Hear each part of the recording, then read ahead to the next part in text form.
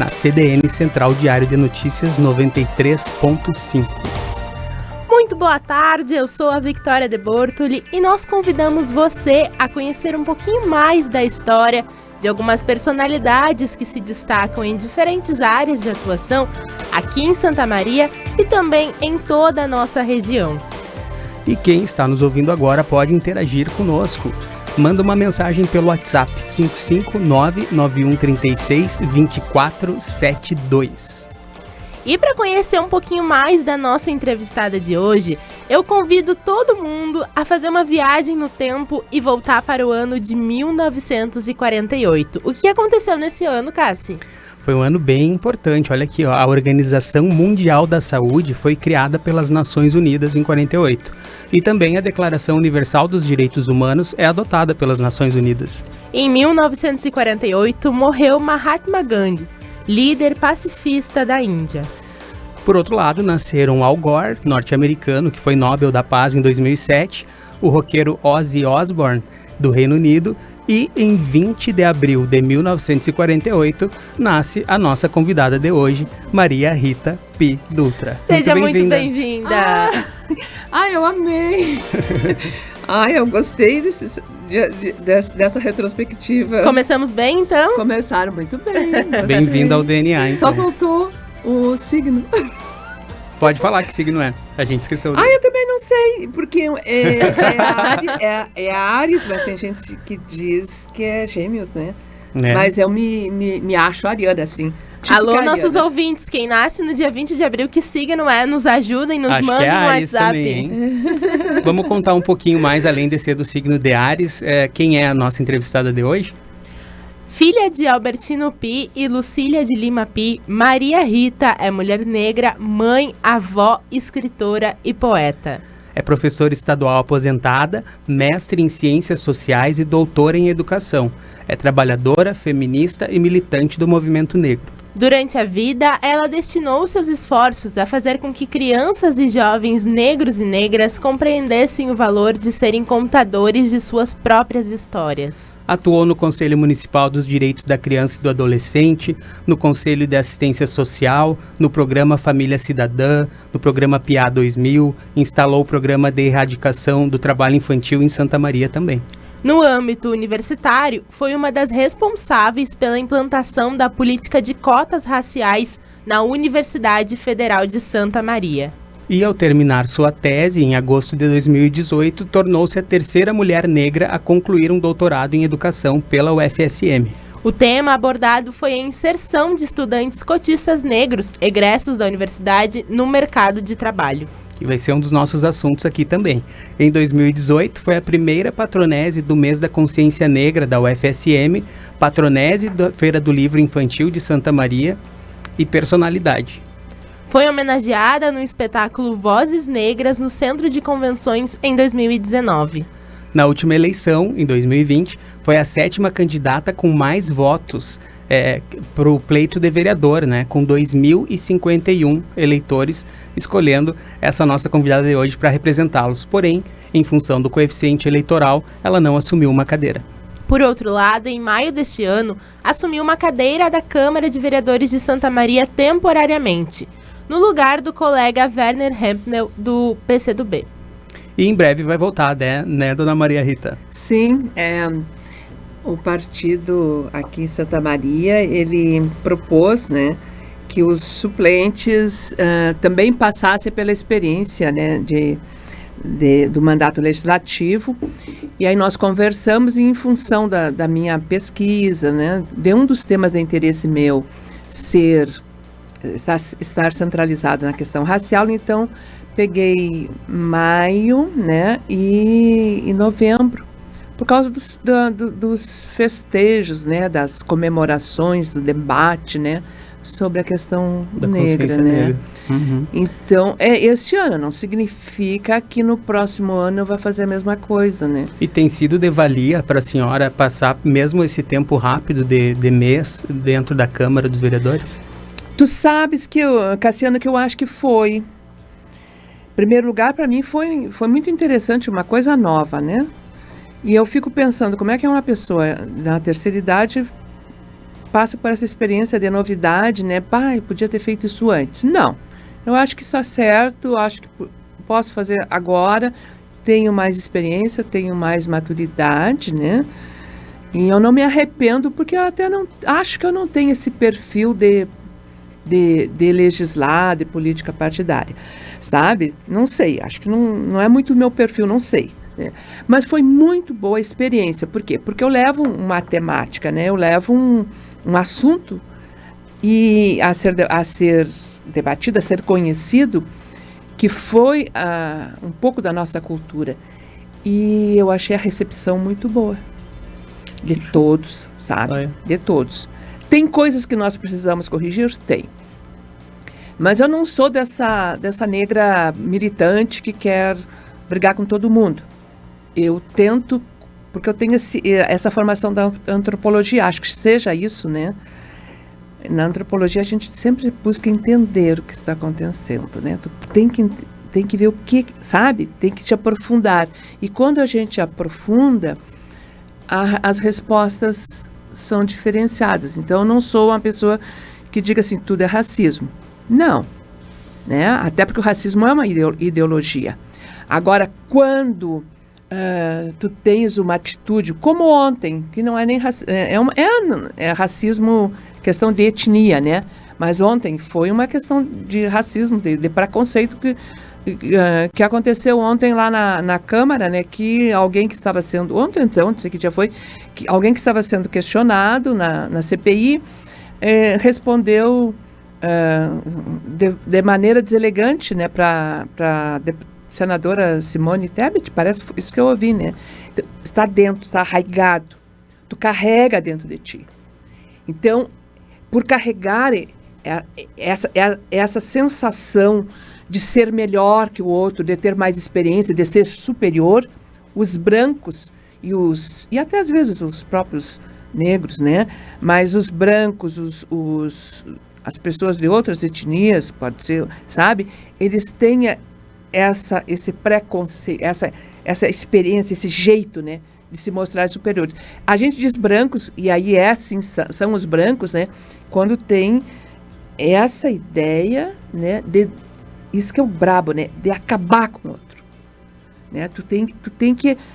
É isso que a gente vê, né? A gente vê nas notícias, a gente vê nas redes sociais, aquele que se acha superior, né? Ele quer destruir o outro. Porque ele não admite conviver com um grupo diferenciado. E o Brasil, ele sempre se destacou justamente por ser uma sociedade plural, né? Com tantos grupos étnicos, com tantas culturas diferentes, se dando as mãos, né? A gente conhecendo a cultura, a nossa música, a música negra, né? Aí tu vai conhecer a música alemã, a italiana, a indígena, que é diferenciado, o ritmo é diferente, os tempos são diferentes, mas eles nos trazem alguma coisa, né? Isso que é lamentável. Mas eu tenho muita esperança que a gente supere.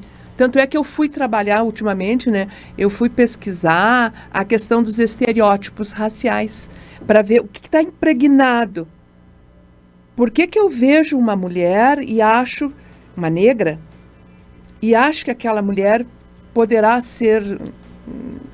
eu poderei abusá-la sexualmente dela, sabe? Então nós temos uma história desde que nós chegamos aqui, que nós fizemos essa passagem forçada, né? Atravessamos o Atlântico de maneira forçada. Uma das coisas que os senhores, que o colonizador fazia, entre tantos horrores, era estuprar as mulheres, né? Tinha plantel de homens reprodutores e de mulheres negras reprodutoras. E aí a gente vai, e aí o que se diz? Elas querem, elas gostam, né? E tu vem, é o cinema, é a literatura. Então o cinema foi muito forte, né? São os mitos que tem nos Estados Unidos, Tem esses evangélicos, acredito na tal da Jezebel, que tem lá na Bíblia, que era uma negra, não sei de onde, que casou com um judeu né, e ela interferiu lá na administração desse rei. Isso lá nos tempos, nas eras, né, passadas. E aí vem o cinema, e vem a coisa da negra raivosa, né, e transporta para o Brasil. E aqui no Brasil, nós tivemos, assim, num período, eu acho que lá, quase na década de 80, vocês sabem que havia cursos de mulata. Porque aqui que se criou, não existe, mulata é uma ofensa para nós, né? Que seria, as teorias racialistas achavam do branco com a mulher negra nasceria um ser híbrido, que não teria filhos, né? Era isso, sabe? Então vem lá da noção da mula, né? Vem lá da mula, sabe? Que não dá cria, né? Sabe? Quanto preconceito enraizado. Tem, né? E aí depois, mas a mulata, ela é bonita, ela tem um corpo, né? Tem seios bonitos, tem nádegas perfeitas, isso e aquilo. Ficou. E aí, então, na década, eu acho que é lá no final dos anos 70 houve curso de mulata. No Rio de Janeiro, então fizeram um curso, eu li a tese, agora vou esquecer o nome da professora, sabe?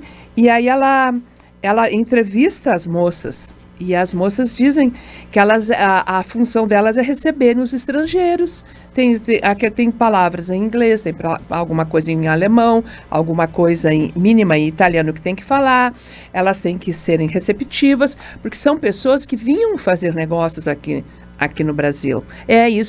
Isso foi antes acho que de Brasília, acho que foi antes da fundação da Brasília, né? Foi 61, acho que Brasília. Então, elas fazem isso. E vocês lembram do Sargentelli? Ai, vocês lembram? Não, pelo amor de Deus, vocês não lembram. Eu lembro. Algum ouvinte deve lembrar do Sargentelli, né? Das mulatas do Sargentelli. E vocês podem ver, né? O mínimo de roupa possível. Né? Isso nós vamos trazendo nessa tese, depois eu lembro o nome da professora, é com M. O que ela diz, né? O que a moça responde? Duas moças que respondem para ela. Elas dizem assim que elas não são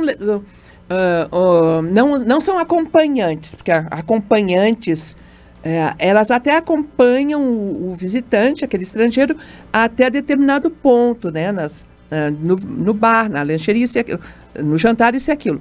Mas se ele convidá-la para uma esticada à noite, um contato mais íntimo, dependia de cada uma, sabe? Cada uma poderia ficar ou não, sabe? Então, está assim, é quase que introjetado essa mulher, que eu não estou querendo dizer palavrão hoje, eu acho muito palavrão. Essa mulher, né, que começa com P, né, termina com A, né, tem 4 letras, né? Então essa noção, essa visão, tu alimenta essa ideia, né? Tu alimenta esse pensamento. E mas aí, pra gente contar um pouquinho mais dessa história da sua luta, do seu de todo esse seu movimento que a senhora faz durante toda a sua vida, né, na educação, no ativismo, a gente quer contar um pouquinho mais da sua história, da sua origem, como é que começa, quando, como, aonde a senhora nasce aqui, como é que foi os seus primeiros anos de vida? Pois, olha, eu nasci no Beco, nós chamávamos o Beco, que hoje sempre foi Rua Nabuco de Araújo. Mas antigamente ela não tinha saída, né? Era só uma quadra que não tinha saída. Na realidade, essa rua é a continuação da Castro Alves, para o lado do Itararé. É uma ruazinha ali é bairro Itararé já? Não, é assim, ó. Pelo menos era. Antigamente era Itararé, depois mudou, ficou Perpétuo Socorro. Dizem, o que eu sei é o seguinte, as irmãs carmelitas, ali a calçada das Irmãs Carmelitas é Itararé. Quem mora em frente às Irmãs Carmelitas é Perpétuo Socorro. É bem na divisão. É bem ali, e eu moro um pouquinho mais perto da Cirila, né? Eu morava ali perto da Cirila. Então, bem pertinho da Casa de Saúde. Então, eu nasci ali, na rua Nabuco de Araújo. Um lugar, uma rua assim, que eram poucos vizinhos, né? Todos conhecidos, todos criando seus filhos, né? Então, a gente se criou ali num ambiente muito familiar, muito comunitário, né? Quem que era essa casa? Como é que era formulada a sua família? Com quem que a senhora cresce ao lado, dentro de casa? É uma história assim meio triste também, né? A minha mãe, ela vem, em 1940, ela casa e vem morar aqui. O meu pai era daqui, a minha mãe vem de Alegrete e a mãe e o pai era aqui de Santa Maria. Então eles começam a vender a mãe vendeu umas terras, vendeu um gadinho que ela tinha lá em Alegrete e comprou essa casa ali numa região de alemães. Então nessa rua havia que eu conheci, 3 casas iguais, bem estilo alemão, aquele chalé alto, né? Bem chalé alto, 2 janelas na frente e um porão de material. Aliás, o porão foi o pai que fez, né? Ele era uma casa erguida, assim, num barranco, né? E ali eu me crio com a minha mãe, o pai, e eu tive uma irmã que morava ali. Depois ela foi embora, a mãe criava essa menina, né? Depois ela vem a morrer, a Zaida. Mas só que a mãe, quando ela casa em 40, ela vem para cá, não tinha anticoncepcional, ela teve 3 vezes ela engravidou. E as 7 vezes ela engravidou. As 7 vezes os filhos morreram. Então é meio, sabe, uma coisa assim bem muito triste, né? Isso que a mãe, senhora já tinha nascido? Não. Aí a mãe sempre tentando engravidar e sempre os filhos morrendo. E é muito simples, ela conta que os filhos, as crianças eram sacrificadas por causa que os médicos sacrificavam a criança para salvar a mãe. Eu me criei ouvindo essa história. É uma história assim que me dava arrepios, né? O médico da mãe era o Dr. Amaury Lenz. Era um médico famoso, né? E eu sempre... a gente conviveu muito tempo indo lá no Dr. Amaury, levar fruta, levar flores, isso e aquilo. E a mãe obrigava a gente a chamar o Dr. Amaury de vovô Amaury. Porque foi graças ao vovô Amaury que nós nascemos. E aí nasceu eu e a minha irmã gêmeas. Só nós duas. Então tem essa história, né? 7 filhos que morrem. E a mãe conta que eram crianças grandes, né? Eram normais, tudo. Nunca ficamos sabendo, né? Nunca fiquei sabendo se é falta de capital cultural, né? Da gente, da família negra, né? Da família pobre, não entender, ter essas informações. E aí, então, a gente se cria ali num pátio que era grande, tinha 20... Não. Acho que 20 ou 19 de frente por, acho que 56 de fundos. E ali tinha de tudo. Só não tinha cavalo, tinha porco, tinha galinha, tinha peru, tinha marreco. Foi uma infância bem livre também. E muitas árvores frutíferas e horta, né? E era assim, ó. Foi bem livre até ali, né? Até ali. Começava o dia limpando o chiqueiro do porco, né? Tirando a água do poço e jogando limpando o chiqueiro do porco. Acho que era 2 vezes por dia, tinha que limpar, tinha um ritual dele, e cada dia era uma. E nós tínhamos os canteiros, né? A horta. E era assim, a mãe, é isso que eu admiro a minha mãe, né? E o meu pai. Eles eram pessoas sem letras, sem conhecimento de leitura, né? Analfabetos. Mas eles tinham, assim, uma psicologia. Os canteiros eram divididos, eram tantos canteiros para a mãe, tantos para o pai, tantos meus e tantos para minha irmã. E tinha competição, né? Tinha competição, tinha que cuidar. Eu até hoje, tu sabe que eu tenho essa coisa do canteiro, da horta, né? Mesmo que eu não tenha condições de estar me abaixando, mas eu tenho meu canteirinho, alguém faz, eu tenho a minha hortinha. Isso vem lá da infância. Vem da infância, né? Toda vez que eu vou ali na horta e que eu trago alface, né? Couve, qualquer verdura, meu Deus do céu, né? Tomate eu só como se eu plantei. Se eu não plantei, eu não como. Eu tenho medo de agrotóxico, de Dona veneno, Maria sabe? Rita, a gente tem um quadro aqui no nosso programa que é o diagnóstico, que é um especialista que, ao invés de dar o diagnóstico, dá um exame e dá um diagnóstico sobre a nossa entrevistada. É alguém que conhece a senhora e que vai falar sobre a senhora. E é alguém que eu acho que conviveu aí nesses canteiros, nesse pátio, aí nesse lugar grande. Vamos ouvir o nosso primeiro depoimento.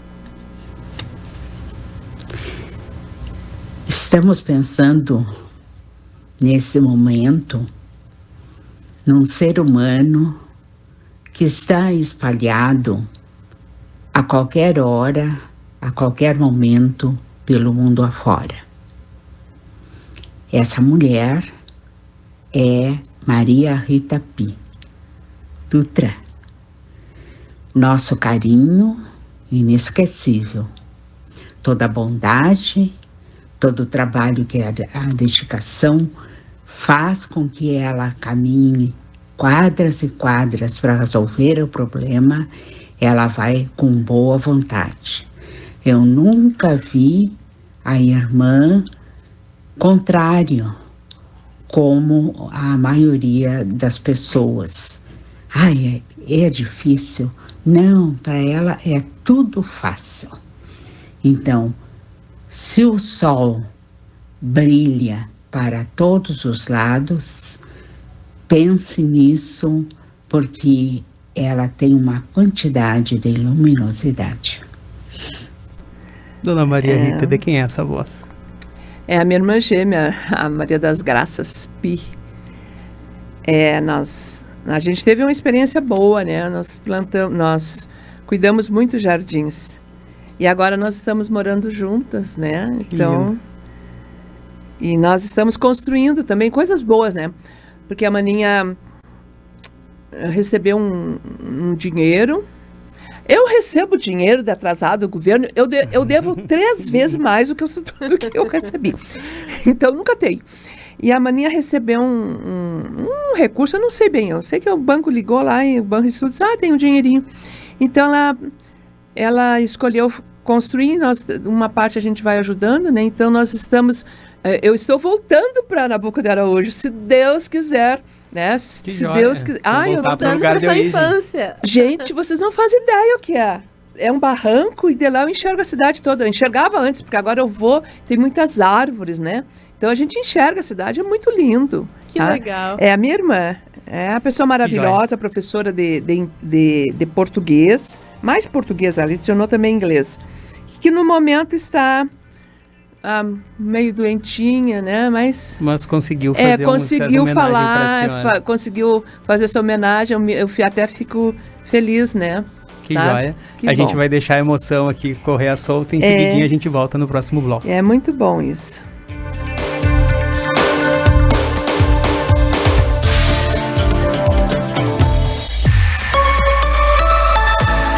Rádio CDN, Central Diário de Notícias. 24 horas ao lado da comunidade. Ei, você, empreendedor de Santa Maria. A Imembuí Microfinanças tem uma novidade para você. O Juro Zero voltou. Agora pode tirar até R$5.000, pagar em 10 vezes e sem juros. É só ligar no 99926-7442. Quando você procura um imóvel, na teoria oferecer um atendimento personalizado é comum. Mas também é comum que na prática a realidade seja diferente, pois você espera mais do que um imóvel. Você quer conexão com seu novo lar. Nós te entregamos e vamos além. Orion Imobiliária Incorporadora. Fone 3221-5469. Para um novo você que adora fazer bons negócios, uma nova Volkswagen. Amarok Highline, o Comfortline 21-22, 180 cavalos, com 15% de desconto para produtor rural ou CNPJ. Taxas a partir de 0,94%. Saldo em 24 vezes sem entrada. Venha até a Pampeiro e confira essa e outras ofertas. Vá até a sua concessionária ou acesse o site. Chegou sua hora de conquistar um Volkswagen 0 km. No trânsito, sua responsabilidade salva vidas. Volkswagen. Tá Taslo Bar, palco de excelentes shows ao vivo, festas e eventos. Nossa carta de drinks preparadas com ingredientes artesanais proporciona uma experiência única de sabor. Todos os ambientes do Taslo Bar estão voltados ao palco, que tem agenda com as melhores bandas da região e eventos nacionais. O estacionamento fechado junto ao shopping é segurança para aproveitar a noite. Taslo Bar, perfeito para saborear drinks exclusivos e petiscos saborosos. No Shopping Praça Nova. A pandemia distanciou as pessoas, mas a tecnologia está aproximando. A Assembleia Legislativa está conversando cada vez mais com a sociedade que representa. Ampliou sua presença e interação nas redes digitais. Venha fazer parte dos nossos debates no YouTube, Facebook, Twitter, Instagram e também no site al.rs.gov.br. Sua participação é fundamental. Práticas sustentáveis, ações para um mundo melhor. Como reduzir o consumo de plástico no seu dia a dia. Utilize sempre sacolas retornáveis ou aquelas de pano, principalmente quando você for na feira ou no supermercado. Evite comprar frutas embaladas em plástico se você não precisar. Carregue a sua garrafinha de água, assim você evita usar copos descartáveis. E priorize o uso de potes de vidro na cozinha. Tente reduzir o uso de plástico filme ou papel alumínio. Na hora de comprar sua escova de dente, procure escolher aquelas que são biodegradáveis. Acompanhe mais dicas na semana que vem. Uma iniciativa Diário, Prefeitura de Santa Maria, Corsã, Evoluir nos Define e Governo do Estado do Rio Grande do Sul. Novas façanhas.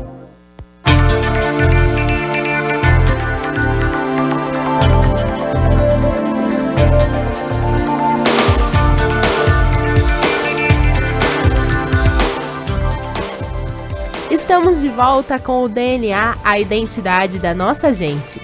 Eu sou a Victoria de Bortoli e sigo aqui com vocês ao lado do meu colega Cassiano Cavalheiro. E ao lado da nossa entrevistada de hoje, a educadora Maria Rita P. Dutra. E quem quiser interagir com a gente, pode mandar uma mensagem para o WhatsApp 991362472. E a gente continua aqui falando então com a dona Maria Rita P. Falávamos então da sua infância e tudo mais. Eu queria saber quando é que a senhora decide ir pelo caminho da educação, se a senhora já dava algum vestígio lá na adolescência que ia seguir por esse caminho. Eu escolhi muito cedo a educação, né? Até tem um texto, né, que eu escrevi no dia que eu resolvi ser professora. Naquela época, assim, o professor, né, da década de 50... professora era o máximo, a professora era uma deusa, né? E eu tive uma prima que foi a primeira prima da família. Eu sou das últimas, então a primeira prima que foi até meio irmã adotiva da minha mãe, ela se formou professora, se não me engano, foi em 54, 53, foi por aí. E então a gente tinha sempre um modelo, o nome dela é Rita Matilde. E ela mora em São Gabriel. E eu sempre... aquela prima era nosso modelo. A gente foi na formatura do ginásio, nós fomos na formatura da escola normal, né? Não era magistério, era escola normal, né? E a mãe era lavadeira. E a mãe lavava para essa burguesia aqui de Santa Maria, para alguma parte da burguesia, né? Então tem muitas casas do centro, eles não me conhecem, que eu olho, né, e eu sei que eu sempre entrava pela cozinha de muitas casas no centro da cidade. E a mãe vai entregar uma roupa numa casa ali próximo onde fica a prefeitura hoje. E a gente sobe a Rua 7, né? Naquela época tudo era muito fácil, tudo era pertinho. Hoje é tudo muito difícil, né? Tudo é longe, tudo a pé. E subi a Rua 7 com trouxa de roupa, então era a mãe com uma trouxa, a minha irmã, a Zaida, essa irmã que eu tinha, com outra trouxa, com cabide, né? Porque tinha que levar o cabide com a roupa, assim, né? Com as roupas engomadas, né? E eu levava uma trouxinha, um pacotinho de, acho que de toalha, de banho, essas coisas. Aí quando nós chegamos lá, faltou um lençol. E a senhora dizia, faltou o meu lençol canarinho. E a mãe se atucanou, ficou nervosa ali, chora. E a senhora, ela era uma mulher muito nervosa. Ela era uma senhora muito tensa, a gente sabia disso, né? A gente conhecia ela. E a mãe começa a chorar. Eu não sei se eu dava na cara da mãe ou se eu dava porque eu sempre fui metida a neguinha raivosa. Não sei se eu batia na mãe ou se eu batia na patroa. E quando eu saio, eu fiquei tão indignada, e a mãe chorou porque ela humilhou, aquela senhora humilhou a minha mãe, por causa de um lençol canarinho. E quando nós saímos dali, eu disse pra mãe, eu não vou ser lavadeira como a senhora, tu vê, né? Também eu humilhei a minha mãe, não. E aí a mãe me abraçou, me beijou e disse, não, ai, que bom, tu não vai ser, a mãe vai te ajudar muito, vou fazer força, vou me esforçar para tu seres a professora. E eu pensei assim, meu Deus do céu, agora ela vai inventar mais lavados, né? Porque eu devia ter uns 6, 7 anos. Isso aí eu tinha uns 7 anos, eu era pequenininha quando eu disse isso. Carreguei muita trouxa de roupa, minha filha. Fiz muito fogo em ferro de brasa, assoprei muito ferro de brasa para esquentar. Vocês nem conheceram ferro de brasa, conheceram? Eu conheci um de brinquedo que era pra passar roupa, na minha casa também tinha um decorativo. Eu tenho um ferrinho ainda de brasa que eu ganhei da minha madrinha. E aí, e sempre estudando, mas sempre ajudando em casa, né? Assim, nós ajudávamos em casa, a gente ajudávamos a carregar trouxa de roupa, ajudávamos a passar, eu ajudava a cuidar as vacas, que é a pior coisa, eu nunca consegui escrever ainda sobre isso, que eu acho que eu vou chorar muito, me perguntem depois o que é cuidar as vacas, tá? Mas aí depois a mãe foi engordando, pressão alta, né, aí ela precisava parar, e aí quando eu estou já, acho que lá pelo 3º ano ginasial, a mãe vai parando, né, vai parando de lavar. E eu não sei como é que a gente consegue viver sem os lavados da mãe, mas aí o pai fica certo, trabalhando mais, não sei, porque o pai carregava malas, era mensageiro na aviação férrea, né? Então ele recebia por mala que ele carregasse. Sabe o que é mensageiro? As pessoas chegavam de carro de praça, não era de táxi, de carro de praça na aviação férrea. Carro de praça? Hoje é um táxi. Chegava de carro de praça, que geralmente eu acho que todos eram pretos, eu me lembro, todos eram pretos, e as pessoas desembarcavam, então são pessoas que tinham dinheiro, com aquele monte de mala.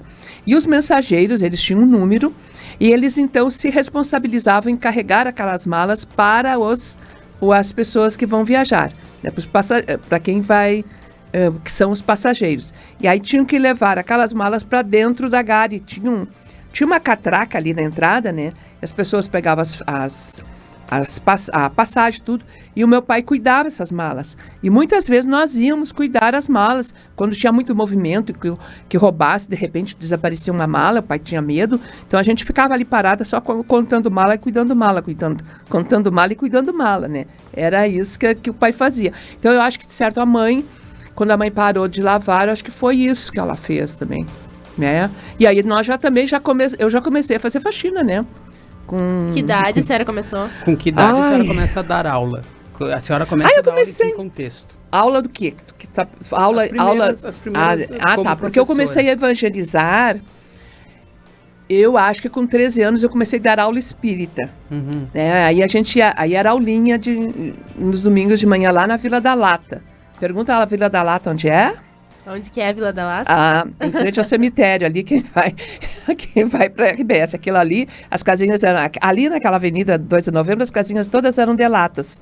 Mas aí, com o processo de gentrificação, aquela pobreza vai saindo, né? Eles vão saindo e vão dando lugar a casas melhores. Mas eu comecei a licionar mesmo...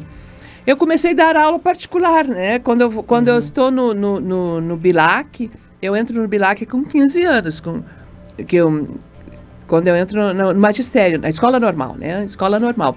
Então eu comecei a dar aula para os meus vizinhos ali, para alguma criança, algum vizinho, né?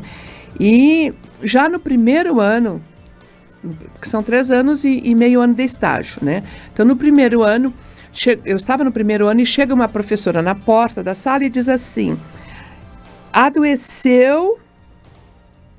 Eu não ouvia essa palavra estagiária, mas ela teria dito, adoeceu uma estagiária no não sei se era anexo, né? E nós precisamos de alguém para ir lá substituir hoje, às 1h30. Adivinha quem foi a Aparecida que levantou a mão para ir? Eu. Sempre fui. Continuo. Eu vou. Aí eu saio do Bilac, eu vou lá em casa a pé. Que é uma boa caminhada. Eu como e eu volto correndo a pé. E às vezes eu tinha carona de uma colega que era mulher do comandante era RECMEC, do quartel ali perto da Castro Alves, ali perto do Colégio Perpétuo Socorro. E eu fui ali, e aí era no 3º ano, e eu fiquei, isso devia ser metade de agosto, porque eu acho que recém tinha começado o estágio, sabe? E a moça não aguentou, depois que eu vou saber que a menina não aguentou, porque eu pensei que a menina tivesse adoecido, e eu fiquei mais de mês trabalhando ali. Aprendi, porque convivendo, todas as meninas, as professorandas eram estagiárias, a equipe que estava ali cuidando eram professores que cuidavam, tinha um amor, tinha um carinho com a gente. Eu acho que é aí que eu peguei essa garra, essa gana de paixão, porque para mim magistério é paixão. Né? Só que eu fui para a alfabetização depois, né? Logo porque eu já alfabetizava, te lembra que eu disse, né? Eu dava aula particular ali, eu licionava a alfabetização. E depois eu vou para a alfabetização sempre apaixonada. E a senhora lança livros também muito cedo, lá pelo 2005, eu lembro que Não, eu lancei livros muito tarde, Não, mas eu digo cedo em relação ao que recém hoje, ou ano passado, ano retrasado, alguns escritores famosos sobre negros. Sim, foi. E a senhora já em 2005, né, que não se falava muito, não tinha muita direção para literatura. Inclusive eu tenho um sonho, eu não sei se... Eu gosto de contar os meus sonhos, porque se eu não realizar, outra pessoa pode realizar. E qual que é o seu sonho? Pois, tu sabes que no processo de alfabetização, a gente tem... O jeito que eu trabalho, que é o construtivismo pós-piagetiano, nós trabalhamos com letras de forma, sim, né, letra de forma, né? E as histórias têm uma ligação com a imagem, trabalha a imagem, né? Porque a criança, quando não está aprendendo a ler, ela pensa que a imagem está ligada ao número de letras. Por exemplo, elefante, ela acha que tem muitas letras, porque é grande, sabe? Formiga tem pouquinhas letras, porque é pequeno, né? Pequena. Então tem uma ligação, a gente trabalha com a imagem e tudo. E eu acho muito bom a necessidade de se publicar histórias, né, livros infantis que ajude o professor também a trabalhar porque ali a criança pode riscar, separar o espaço entre uma letra e outra, pode identificar a letra inicial de uma palavra, a letra final. Tu pode usar aquele livro. Não é um paradidático, é uma historinha, mas o professor pode usar para o processo de alfabetização. Eu sempre fiz muito isso, trabalhando o texto junto com a alfabetização, né? Continuo fazendo. E eu tinha vontade, aí eu só fiz publiquei o primeiro livro, o Segredo é Aio, né? E os outros ficaram no computador. E aí, sabe? A senhora quer dar sequência? É só eu me acalmar e parar de borboletear, né? De fazer menos coisas, dá tempo, sabe? São muitas histórias para contar. Vamos para um rápido intervalo e já voltamos.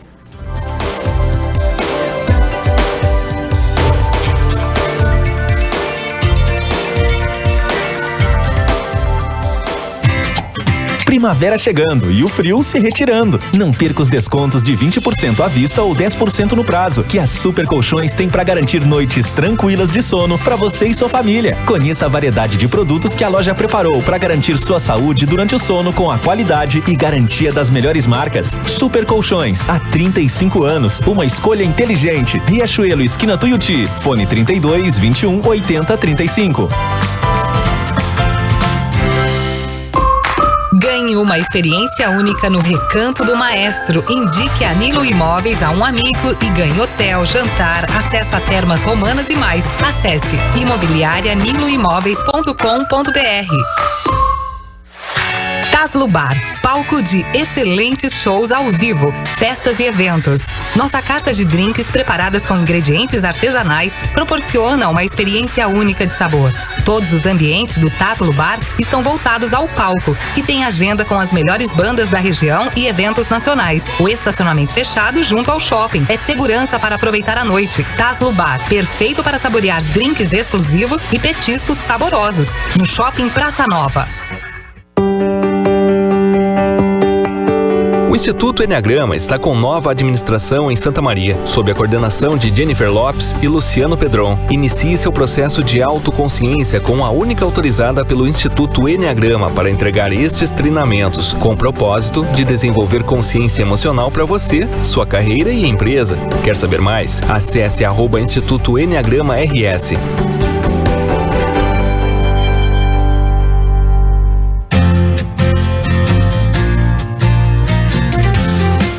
Farmácia e Laboratório Homeopático Cruz Vermelha, desde 1926, com uma linha diversificada homeopática, fitoterápica, chás medicinais, cremes, loções, shampoos, entre outros. Aberto das 8h30 às 18h30. Fone 3222-7388.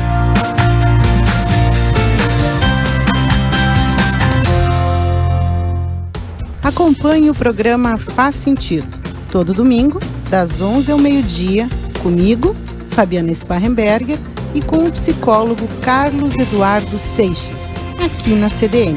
Vamos propor discussões que despertam o interesse de quem busca respostas sobre a vida, ajuda para os desafios do dia a dia, saúde mental e incentivo para construir uma trajetória de bem-estar. Faz sentido. Se é importante para você, é assunto para nós.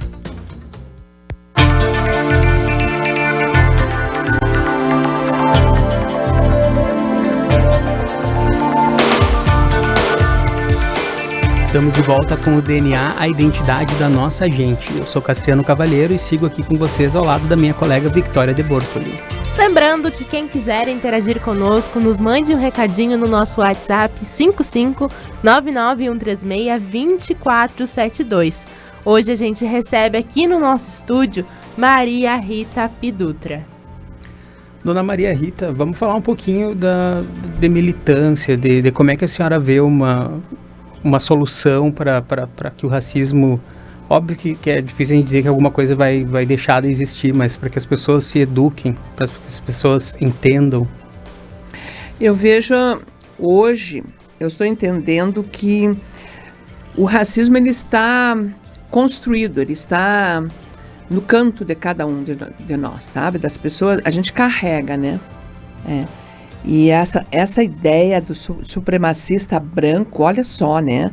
Isso é muito interessante ver, porque tu precisa ter orgulho de alguma coisa, tu precisa te sentir bem, né? Tu precisa jogar na cara do outro que tu és melhor. E aí tem o supremacista branco, eu sou melhor porque eu sou branco, e o normal é ser branco, né?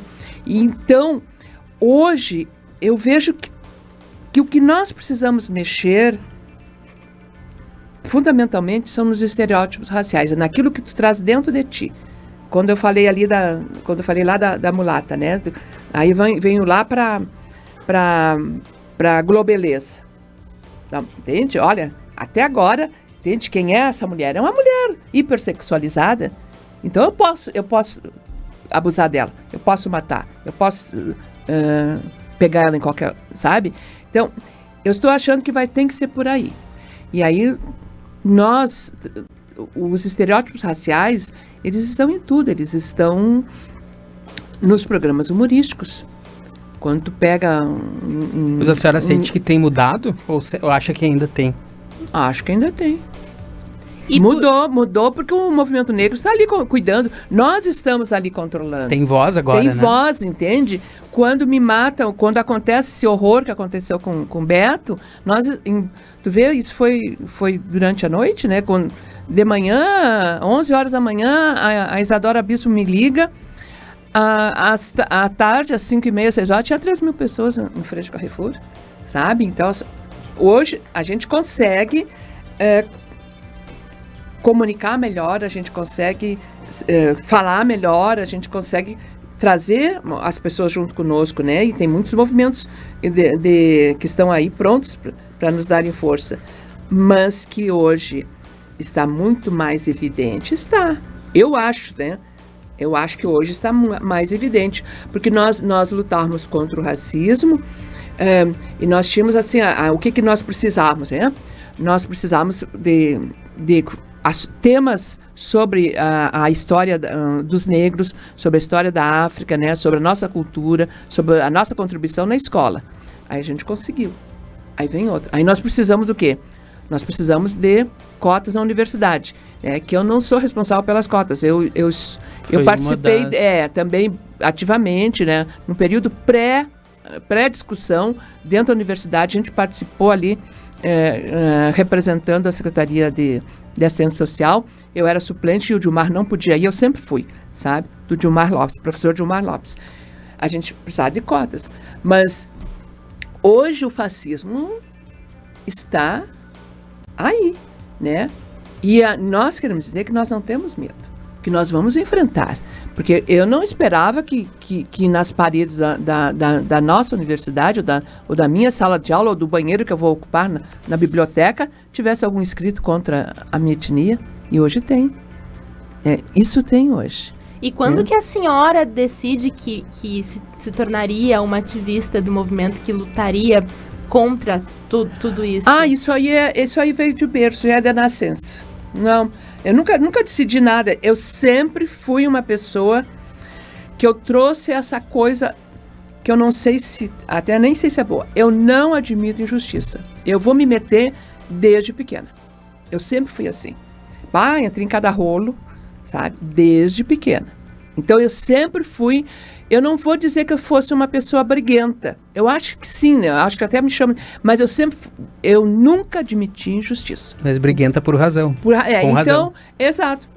Foram muitas injustiças com a senhora ao longo da vida por conta da cor da pele? Até que não. Porque se viesse, dava pau desde... sempre, sabe? Tu te acostuma. Tu te acostumas. Eu tenho uma cena assim que eu me lembro, eu tinha o quê? Escola normal, 15 anos, mais ou menos, que eu me lembro daquela cena de um baile que nós tínhamos feito, não era baile, era reunião dançante. E que eu convidei uns colegas que estudavam no Maria Rocha à noite, e nós, o Bilac era de manhã, e quando os guris saíram da sala de aula, era uma sexta-feira, eles foram pro salão. Estava tudo decorado, tudo bonito, tudo finérrimo. E um deles tirou uma colega minha para dançar, e ela se sentiu ofendida. Então, aquilo ali que eu me dei conta, o que é isso, sabe? Até porque também tem uma coisa, né? Meu pai é branco. Eu sou filha de negro com branco, né? Então, eu já venho de uma família plurirracial. Eu tenho primas loiras, de olho azul, tá? Então a gente já... Isso aí também já de repente... Não é que dificulte, porque a mãe sempre nos colocou, né? Eu fui criada, né? Sabendo que eu tinha que ter... Que eu tinha que ser melhor, que eu tinha que estudar, que eu tinha que isso, que eu tinha que aquilo. É assim que a gente faz, as famílias negras fazem. Por quê? Por causa da minha cor. Então tem que ser o melhor, sabe? Isso aí, por um lado, é horrível. É horrível isso. Hoje, a gente, acho que superou já. Tu tem que te esforçar, a tua nota tu tem que te distinguir em função da tua cor. É uma pressão constante. É uma pressão constante. É uma pressão constante. E eu eu ainda continuo. Tanto é que tu olha, pega meu histórico do mestrado, doutorado. É de cima a baixo. Pessoal, é muita história e a gente gostaria de ficar ouvindo a Maria Rita falando assim, ó. Como eu falei no intervalo aqui, renderia a infância um programa inteiro, a juventude um programa inteiro. Agora essa terceira idade, como ela mesma falou ali no início, descobrindo ainda coisas, rende um programa inteiro. Então já vou convidar no ar que a dona Maria Rita Pi volte ao DNA, porque a gente já está se encaminhando para os minutos finais. E eu quero agradecer todo mundo que mandou mensagens e mandou depoimentos do diagnóstico para ela. Eu não vou falar o nome, porque como ela já está convidada aqui para voltar, eu vou usar esses depoimentos no próximo programa. Então, vou fazer a surpresa, tá? Mas vocês que estão nos ouvindo, muito obrigado pelo depoimento. Mas a gente vai largar mais alguns aqui para a gente arrematar. Vamos pular lá para o 8º depoimento. Marcelo Cabala, que está na produção ali, já está atento. Nós vamos ouvir o 8º depoimento. A Maria Rita Pi Dutra, professora já aposentada, pedagoga, junto da sua irmã, Maria das Graças Pi, fizeram a sua história pela Santa Maria como estrelas que brilharam nesse imenso céu, iluminando nossa cidade. A Maria Rita Pi, hoje já é professora aposentada, mestrada, doutorada, fazendo seu pós-doutorado, dedicou a vida ao estudo, ao ensino, à educação, se dedicou a vários projetos sociais, a várias causas sociais, políticas, a várias lutas, sempre buscando trilhar o seu caminho com bondade e generosidade. Essa é Maria Rita Pi. Isso. Bom, uma das coisas que mais me marcaram, dentre todas as coisas que a Maria Rita me ensinou, foi a respeito da importância de ser uma mulher independente. Ela sempre me disse que eu deveria, antes de casar, eu deveria me formar, trabalhar, ter minhas coisas, meus bens, não depender de um homem para me sustentar, que eu tinha que ser realizada profissionalmente, que eu tinha que falar das minhas realizações e também ter planos para o futuro. É uma lição difícil de entender, né? Mas dada a trajetória dela, que tinha tantos planos, tinha tantos sonhos, e acabou tendo que dedicar, depois da morte do marido, ter que se dedicar sozinha para a criação de 2 filhas, isso foi uma lição que ela entendeu muito bem. Então, eu sempre procurei ir atrás da minha realização pessoal, da minha realização profissional, antes de tudo. E depois ir atrás do resto. E eu acho que valeu muito a pena. Eu não me arrependo das minhas escolhas, eu sou feliz com as escolhas que eu tive e isso eu devo a ela. Sabe que para mim a Maria Rita é aquele tipo de pessoa que é boa em tudo que ela faz, sabe? Ela é uma ótima avó, é uma ótima mãe, é uma amiga maravilhosa, foi uma excelente professora e para mim ela é um exemplo de mulher. Superar obstáculos é com ela mesmo, né? Não tem barreiras que a detenha.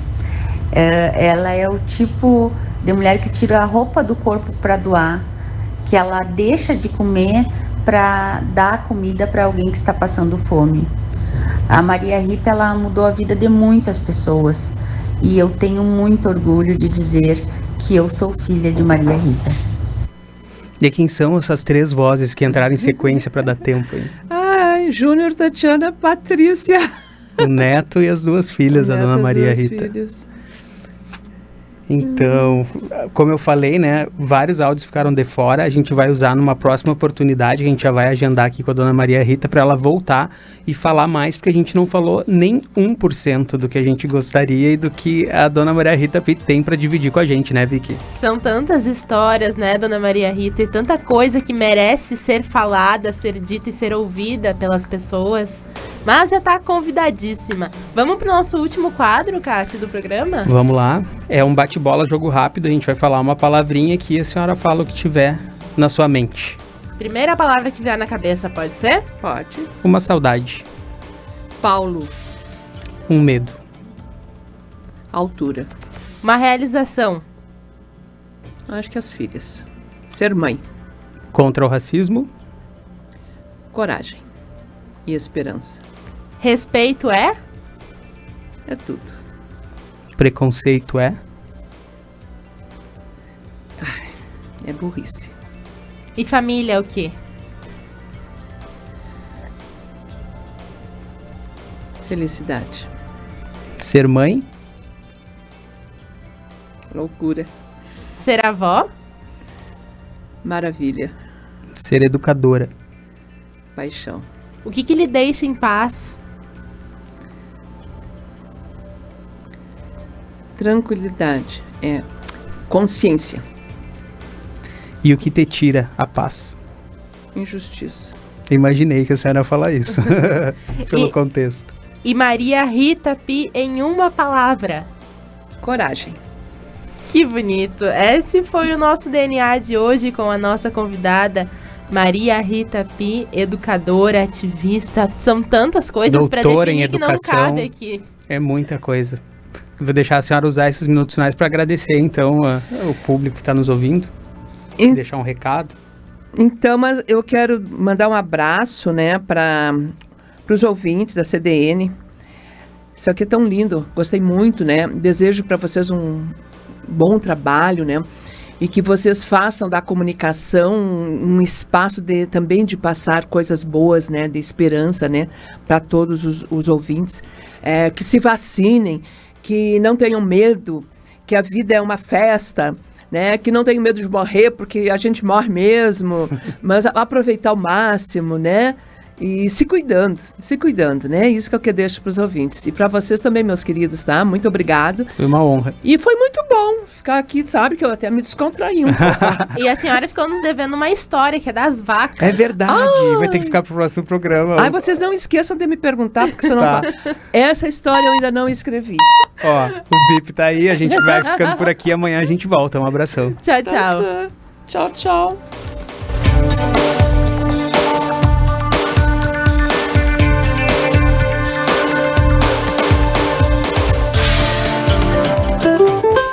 Cuide da saúde de seu pet.